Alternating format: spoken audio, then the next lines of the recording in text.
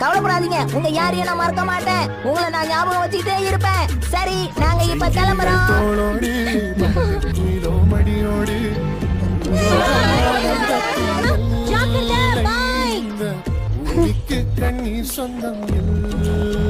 கதவுகள் மூடப்படுகின்றன.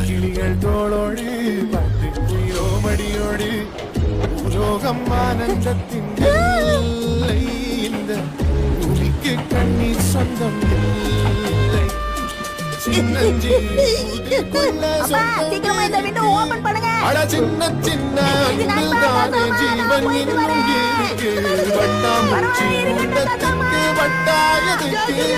அடவாசம் மட்டும் போதும். கண்டே காசு வேணும் என்னத்துக்கு? பச்சை கிளிகள் தோளோடு பச்சை மணியோடு உலோகம் ஆனந்த